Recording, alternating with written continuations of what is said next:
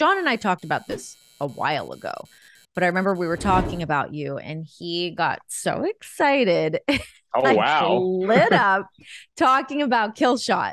He was like, that Yeah. guy's Killshot. Oh my God. Like, so he was like, I didn't know who that was for the longest time. Like, I had no idea who this Killshot guy was.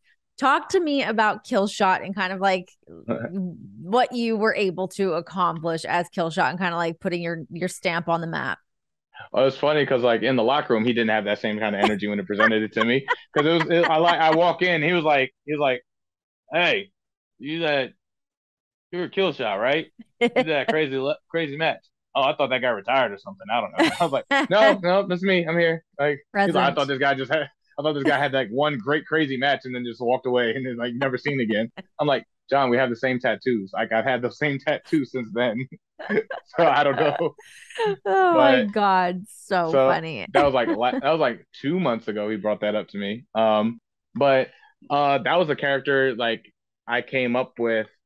So when I got brought in, it was from Conan. Conan saw a match. I sent him a match of mine that I had with Mike Bailey from CZW years ago. Hmm. He had brought me to a tryout in LA, and I did a bunch of scramble matches, as dark matches and stuff. And they were like, "Oh man, he can go. We like him." So they put me on the mask, put me in a tag in a trios with Big Rick and Willie Mack, and they were like, "Okay, you come up with the character. We'll make the mask all based off what you come up with." So me and a buddy of mine were just like, uh, we came up with Killshot, so it was Deadshot and Deathstroke. Those really cool characters for Batman and all that stuff. So came up with that. They're like, okay, cool. I did the season. I had fun matches, but I didn't have like a character direction. Um, so I had a talk with Conan by the ringside, and they were doing Ultima Lucha, which is like their WrestleMania Ultima Lucha, um, for the season, and I wasn't on it. And he was like, "Hey man, you look a little down, bro." I was like, "Oh man, I just want to just do more. I want to contribute to the show." He was like, he's like, "Hey, what you can do to get on shows like this, you gotta step out and like really bring it. Like there's some guys can jump the card because they do something exponentially cool. Some guys jump the card because they have that charisma. That's just you can't deny it. So you got to put them on. You got to find your way." And I was like, challenge accepted. Season two came around. During that break, I wrote the whole backstory for the character and presented it to them. They loved it, and so they applied it. And I came up with all these. They came up with all these like video shoots and all these vignettes that I was going to shoot, like me in the desert shooting, killing terrorists and stuff. So that already set me aside from everybody. That I was an actual human person, a military person with skills, but I can be hurt.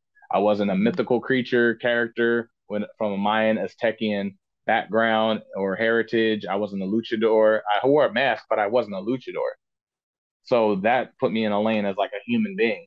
And what I really started playing with when me and Marty the Moth started having the feud was like he wasn't like the best, like the biggest luchador. He wasn't like couldn't fly around as fluently as like a Ricochet, a Johnny Mundo, um, Angelico, Jack Evans, Phoenix, Penta, and like just naming those guys. Like this is like the most athletic roster in wrestling history. Yeah.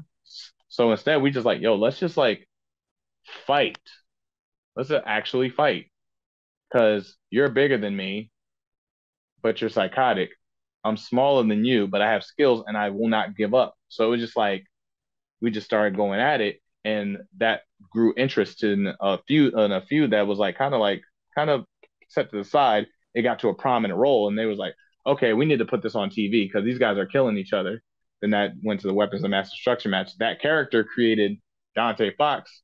That when they brought in AR Fox, so now my character, the story that I wrote, is bringing in other characters from my story, and so now my little universe is expanding to is Mhm. creating people. We feuded all the way to the end of season three, and we stole the show by having Hell of a War match, which was like the three falls, 2 out of 3 falls. But it was like the first one was first blood match, which I wore a mask, he didn't. Oh, who's gonna bleed? So we flipped it and made it me going through a pane of glass, and now I'm bleeding from the back.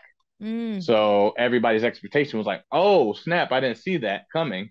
So, and that's what we loved about that match was just like every expectation you thought was going to happen, we flipped it and did the opposite. Mm-hmm.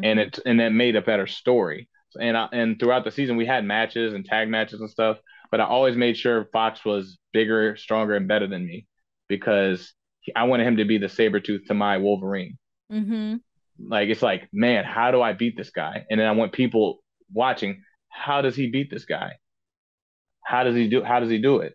So a lot of us unselfishness went into doing so matches like that and doing a story to build up to such a big great match because it's just like I wanted to build my opponent was my machine I'm building. I'm building him because I have to take him down, but I don't want it to be 50-50. No, it should be like I have to go through hell to take you out because there's no other way. And like, and I take a lot of movie scenes. It's like the villain always falls off some long fall, some building at the end because the hero's like on one his last dying breath and stuff. So I was like, what if we did the fall and you went through all this glass? He was like, okay. I'm like, are you sure you want to do this by yourself? I'll go with you and we can make it like a whatever. He's like, no, I'm the villain, bro. I got to do it.